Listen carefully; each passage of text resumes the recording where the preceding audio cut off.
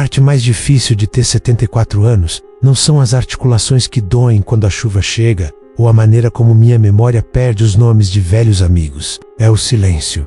Mas não é o silêncio de uma casa vazia que me assombra. É a percepção de que passei 30 anos criando esse silêncio while a pessoa que eu amava ainda estava sentada bem ao meu lado. Passei 4 décadas garantindo que o telhado não vazasse e que as contas fossem pagas em dia, convencido de que prover para uma mulher era a mesma coisa que amá-la. Agora, passo minhas manhãs de domingo sentado em um banco de madeira frio no cemitério municipal, falando com um pedaço de granito, finalmente dando a Lisa as palavras que eu estava cansado demais para dar a ela quando ela ainda respirava. Olho para a grama, perfeitamente aparada ao redor de sua lápide. E me lembro da maneira como ela costumava me pedir para podar a cerca viva nos fundos do nosso jardim. Eu sempre dizia a ela que faria isso depois. Na minha mente, depois era um vasto e infinito reservatório de tempo que acabaríamos acessando quando o trabalho estivesse feito, quando os filhos terminassem a escola, quando eu finalmente me aposentasse. Mas o depois é uma mentira que contamos a nós mesmos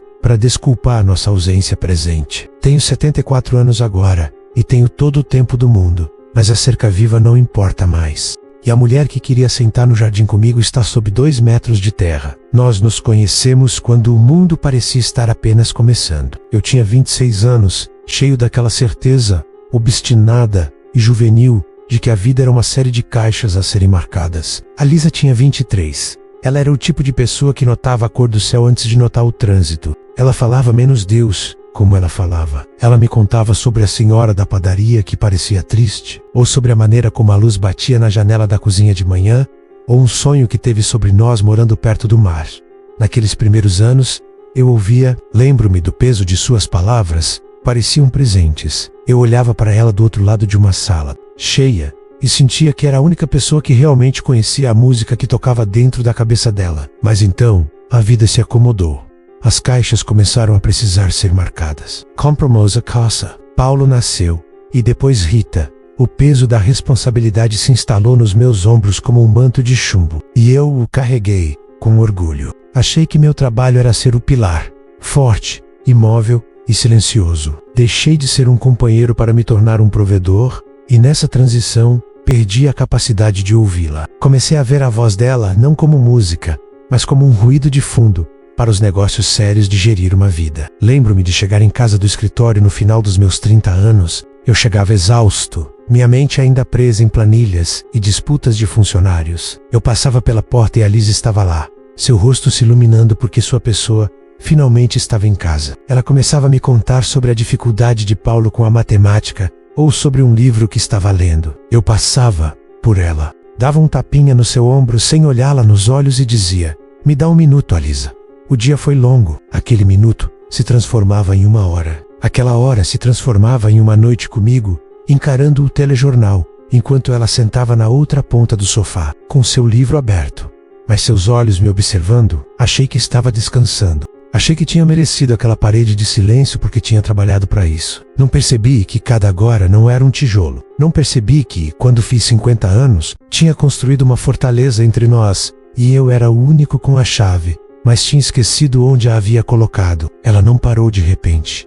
Essa é a parte mais dolorosa da memória. Foi um recuo lento e agonizante. Ela tentava se aproximar e eu me afastava. Não por maldade, mas por um foco estreito no meu próprio cansaço. Ela dizia: "Jorge, olha a lua esta noite. Está incrível." Eu resmungava legal, sem desviar o olhar da televisão. Ela perguntava: "No que você está pensando?"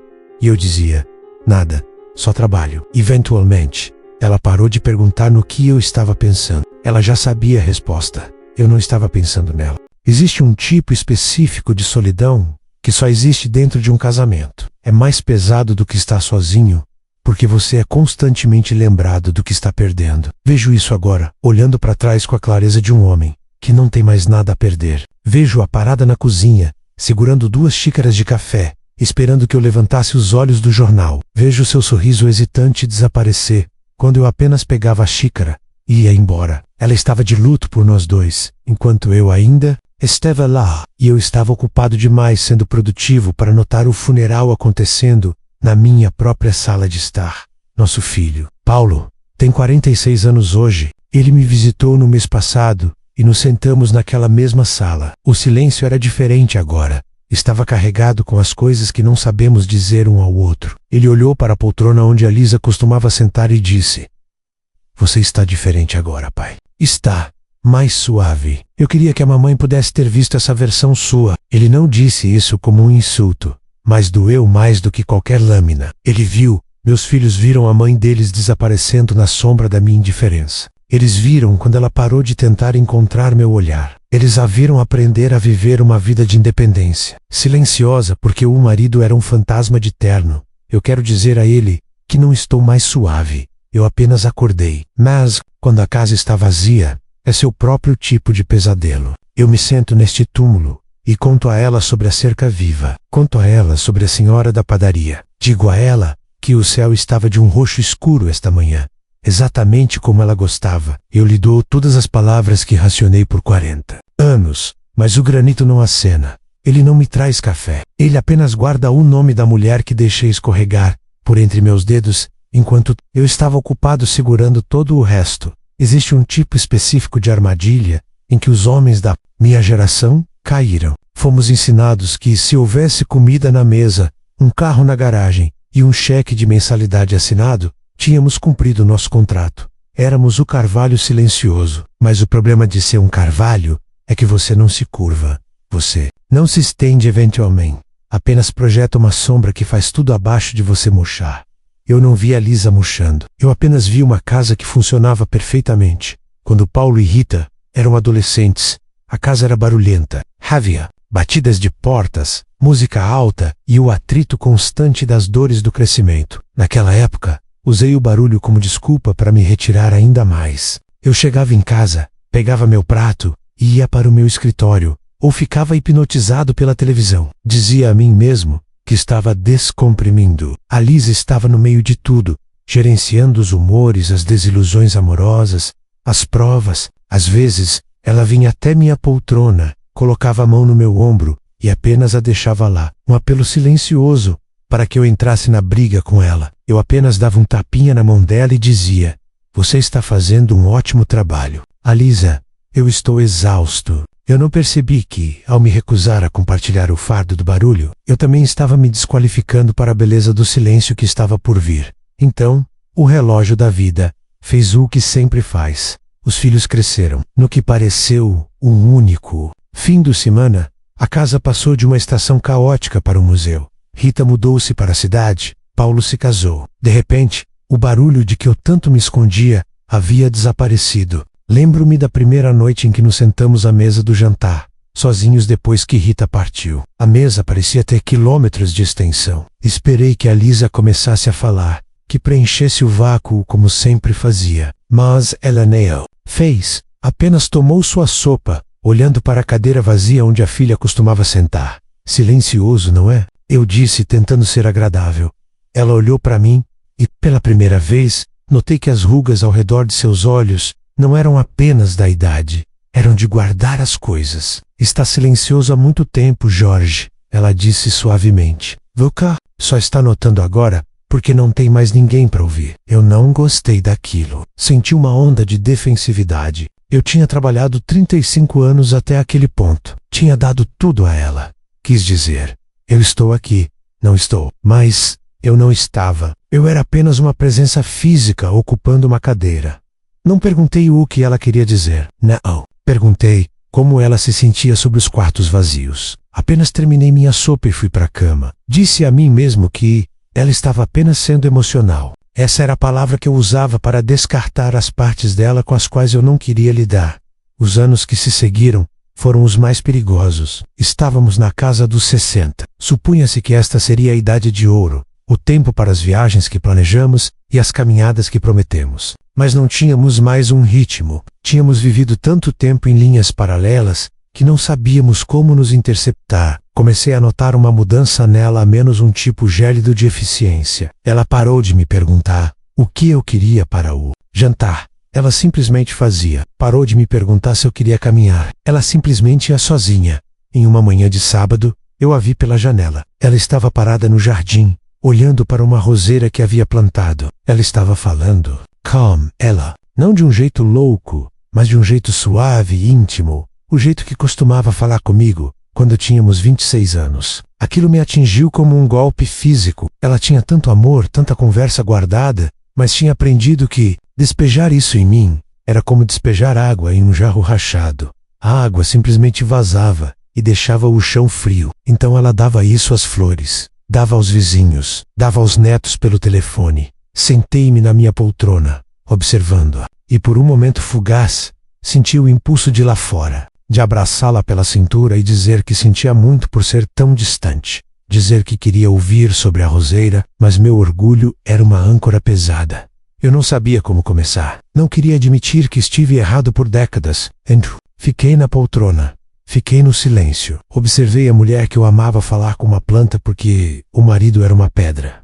Eu achei que tinha tempo. Esse é o tema recorrente do meu arrependimento. Achei que um dia, quando estivesse menos cansado, eu consertaria as coisas. Achei que o amor era como uma conta bancária, menos que eu poderia continuar sacando a paciência e o calor dela sem nunca fazer um depósito, desde que o saldo de provedor estivesse alto. Eu não percebi que a Lisa estava encerrando a conta. Uma noite silenciosa de cada vez. Ela não estava mais com raiva. A raiva é um sinal de que alguém ainda se importa o suficiente para lutar. Ela estava apenas farta quando fiz 70 anos. Vivíamos como colegas de quarto educados. Compartilhávamos a cama, mas havia um desfiladeiro entre nossos travesseiros. Compartilhávamos as refeições, mas o único som era o tilintar dos talheres. Eu olhava para ela do outro lado da sala e percebia que não sabia mais qual era o seu livro favorito. Não sabia o que ela temia sobre o envelhecimento. Eu estava provendo para uma mulher que eu não conhecia mais. Então veio aquela noite, na mesa da cozinha. A noite que mencionei no túmulo. Ela olhou para mim, olhou de verdade e perguntou: "Você ainda precisa de mim, Jorge?" Eu ri. Aquela risada nervosa e desdenhosa de um homem que tem pavor da vulnerabilidade. Que tipo de pergunta é essa? Eu tenho 72. Você tem 69. É claro que preciso de você. Quem vai fazer o café? Achei que estava sendo charmoso. Achei que estava sendo leve.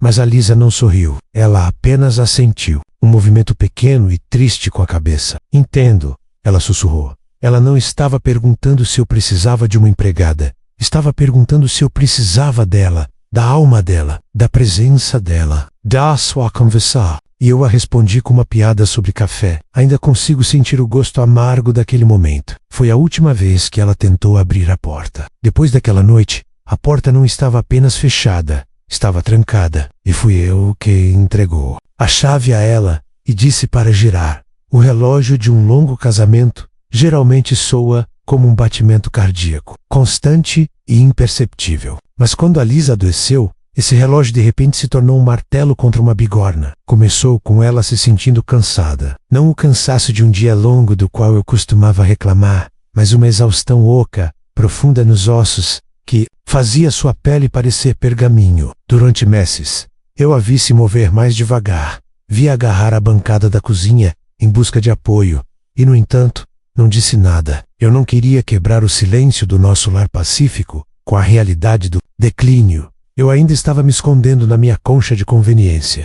Quando o diagnóstico finalmente veio menos avançado, agressivo e indiferente à minha preocupação tardia, o mundo que eu construí com planilhas e depois desmoronou em uma tarde. O médico falava em tons baixos sobre conforto e qualidade de vida, termos que são apenas formas educadas de dizer que o fim está à vista. Pela primeira vez em 40 anos, eu não era o provedor. Eu não podia pagar uma conta para fazer aquilo ir embora. Eu não podia trabalhar mais para consertar. Eu era apenas um homem observando uma luz tremeluzir em um cômodo que eu havia esquecido de habitar. Naquelas primeiras semanas de tratamento, algo estranho aconteceu. Senti uma onda do que pensei ser redenção. Tornei-me o marido perfeito. Pesquisei os medicamentos dela. Comprei as mantas mais macias. Aprendi a cozinhar as sopas específicas que o nutricionista recomendava.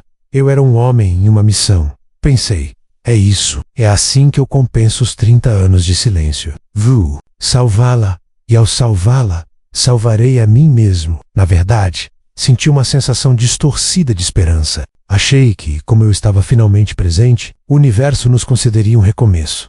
Lembro-me de uma tarde em que a levei de carro até o litoral. Era o lugar onde ela sempre sonhara em morar, o mar sobre o qual ela costumava falar quando éramos Eu havia preparado um piquenique, tinha uma playlist com músicas do ano do nosso casamento e tinha um discurso preparado sobre como lutaríamos contra aquilo juntos. Sentei em um banco de frente para o cinza do Atlântico e comecei a falar. Falei mais naquelas 2 horas do que na década anterior. Contei histórias sobre os filhos, disse que me aposentaria cedo, disse que viajaríamos para a Itália assim que ela se sentisse melhor. Eu estava construindo um palácio de palavras, tentando abafar o som do relógio.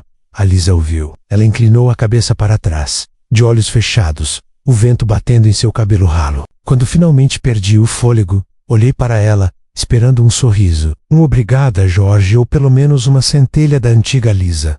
Ela abriu os olhos, e eles eram gentis. Mas eram os olhos de uma viajante que já fez o check-out do hotel. É uma vista linda, Jorge, disse ela. Mas você está falando com uma versão de mim que não está mais aqui. A Itália foi há 20 anos. O mar foi há 10 anos. Agora, eu só quero ir para casa e dormir. A falsa esperança que eu vinha cultivando estourou como uma bolha. Percebi que não estava fazendo aquelas coisas por ela. Estava fazendo por meu próprio currículo. Queria poder dizer a mim mesmo que fui um bom marido no final, para não ter que carregar o peso de ter sido um marido ruim no meio do caminho. Minha presença era outra forma de egoísmo. Eu estava exigindo que ela participasse do meu arco de redenção enquanto ela tentava se preparar para sua própria partida. A distância que eu criara não era um muro que eu pudesse derrubar. Com uma viagem de fim de semana, era uma geografia. Estávamos em continentes diferentes e eu estava tentando gritar através de um oceano, à medida que as forças dela desapareciam. A caça tornou-se um cenário de oportunidades perdidas. Cada vez que eu ajudava a trocar de roupa ou a acompanhava até o banheiro, eu era atingido pela intimidade daquilo, uma intimidade que evitei por anos. Tocar o corpo dela agora parecia uma penitência. Eu estava atacando-a mais em seus meses de agonia do que em nossos anos de vida. E a ironia disso era um veneno na minha garganta. Eu sentava ao lado da cama dela à noite, observando-a respirar, e tentava encontrar coisas para dizer. Mas o hábito da negligência é algo difícil de quebrar. Eu não sabia como falar com ela sem tentar gerenciá-la. Eu não sabia como. Apenas estar com ela. Uma noite, Paulo apareceu. Ele me encontrou na cozinha, encarando um vidro de comprimidos. Ele não disse nada a princípio. Apenas colocou a mão no meu ombro. Foi o mesmo gesto que a Lisa costumava fazer quando a casa estava barulhenta e ela precisava que eu a ajudasse. Percebi então que meu filho estava me confortando da maneira que a mãe dele costumava fazer, e senti uma onda de vergonha tão intensa que precisei me sentar. Ela sabe, pai, disse Paulo. Sabe o quê? Sussurrei. Ela sabe que você está tentando, mas ela também sabe por que você está tentando. Ele não precisou explicar. Ele viu o despertar tardio, pelo que era menos uma tentativa desesperada de espremer uma vida inteira de amor em alguns meses de cuidados paliativos.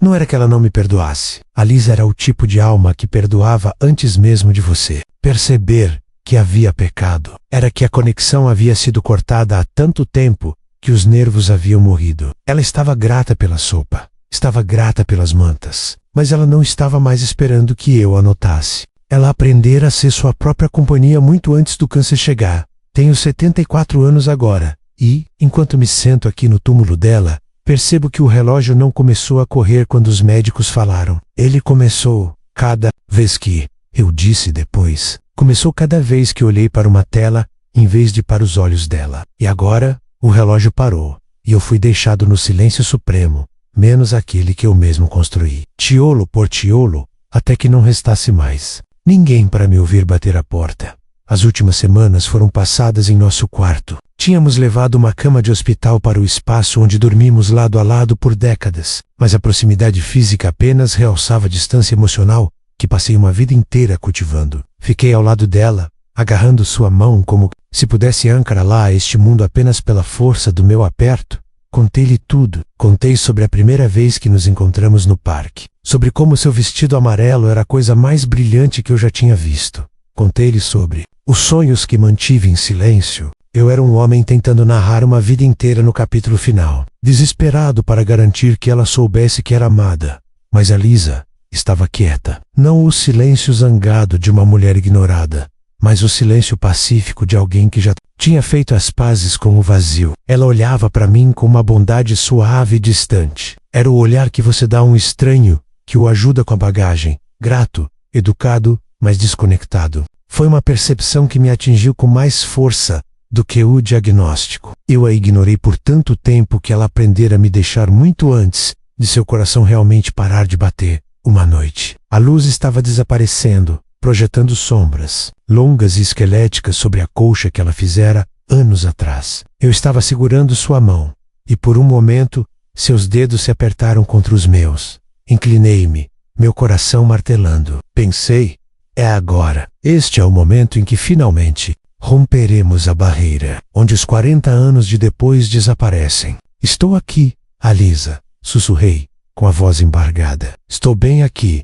não vou a lugar nenhum. Ela virou a cabeça lentamente no travesseiro. Seus olhos, antes tão vibrantes e cheios de conversa, estavam nublados, mas por um segundo, eles... Ela olhou para mim, menos, olhou de verdade, menos com uma clareza que foi devastadora. Eu sei, disse ela. Sua voz era um mero sopro, um sussurro seco de folhas, mas foram os olhos dela que terminaram a frase. Eles diziam, agora, você está aqui. Agora, quando estou cansada demais para falar. Agora, quando a luz se apagou. Estava, quando o sol brilhava. Onde você estava quando eu tinha histórias para contar? Ela não disse isso com amargura. Essa foi a pior parte. Ela disse com uma aceitação gentil e trágica. Ela estava reconhecendo minha presença como uma última gentileza, uma forma de me livrar da culpa, mas ambos sabíamos a verdade. Eu era um retardatário no meu próprio casamento. Eu tinha perdido a peça e só estava aparecendo para o agradecimento final, esperando um bis que eu não tinha merecido. Ela entrou em coma 2 dias depois. A casa tornou-se um túmulo antes mesmo de ela partir. Sentei-me na sala, na minha velha poltrona, e o silêncio não era mais um conforto, era um peso. Olhei para a televisão, a mesma que usei para abafar a voz dela por anos, e não consegui me forçar a ligá-la. Percebe que a paz e sossego que exigi por 40 anos era, na verdade, apenas um veneno de ação lenta. Eu tinha conseguido exatamente o que pedi. Estava sozinho com meus pensamentos, e meus pensamentos eram um júri que já me declarara culpado. Rita voltou para casa então. Ela entrou na cozinha e começou a limpar, um hábito nervoso e carregado de luto, que herdara da mãe. Neel olhou para mim. Apenas se movia pelo espaço que a Lisa ocupara, seus movimentos uma mímica fantasmagórica da mulher que eu falhei em enxergar. Ela te amava tanto, pai, disse Rita, de costas para mim, enquanto esfregava uma panela que não precisava. Cyrus, ela passou a vida inteira esperando você voltar para casa, mesmo quando você estava sentado bem na frente dela. Eu sei, eu disse. Foi a única coisa que consegui dizer. Eu queria dizer a Rita que sentia muito. Queria dizer a ela que fui cego, não cruel. Mas ao ver os ombros da minha filha tremerem, percebi que meus pedidos de desculpas eram apenas mais palavras para a pilha. Palavras não consertam décadas de ausência. Não preenchem os vazios deixados por 1000, agora nãos. A Lisa faleceu em uma manhã de terça-feira, no momento em que o sol batia na janela da cozinha, menos a luz que ela tanto amava. Não houve últimas palavras dramáticas. Houve apenas uma última e suave exalação. E então, o relógio no corredor pareceu ficar mais alto. Era o som do meu tempo restante, estendendo-se diante de mim como um deserto. Tenho 74 anos. Tenho uma casa paga, um carro que funciona bem e uma aposentadoria que cobre tudo de que preciso. Sou o provedor de sucesso que sempre me propus a ser. Mas todo domingo, sento-me neste banco de madeira e falo com a grama, porque é a única maneira de conseguir viver comigo mesmo. Conto a ela sobre o céu. Conto sobre os netos. Digo que eu a amo. E a verdade mais dura de todas, acho que ela finalmente me ouve. Mas eu daria cada centavo na minha conta bancária e cada fôlego restante nos meus pulmões, apenas para voltar a uma daquelas terças-feiras comuns e cansativas em 1985, apenas para desligar a TV, olhá-la nos olhos e dizer, me conte sobre o seu dia, Alisa. Estou ouvindo. A história de Jorge e Alisa não é sobre uma catástrofe repentina, mas sobre uma erosão silenciosa. É um lembrete de que a distância mais perigosa em um relacionamento não é medida em quilômetros, mas nos pequenos momentos em que escolhemos o silêncio em vez da conexão. Muitas vezes pensamos que estamos provendo para quem amamos, ao trabalhar duro e ficar em silêncio. Mas, como Jorge aprendeu tarde demais, a presença é a única moeda que realmente importa no final. Se você está lendo isso, e ainda tem alguém sentado à sua frente na mesa de jantar, menos alguém que ainda tenta lhe contar sobre o dia, alguém que ainda busca sua mão, não espere o silêncio te acordar. O depois em que todos confiamos nunca é garantido. Olhando para a jornada de Jorge, você acha que houve um momento específico em que as coisas poderiam ter sido salvas, ou a distância emocional é algo que, uma vez iniciada, torna-se inevitável? Você já teve um despertar em sua própria vida que mudou a forma como você trata as pessoas que ama? Compartilhe seus pensamentos abaixo. Sua história pode ser aquela que outra pessoa precisa ouvir hoje.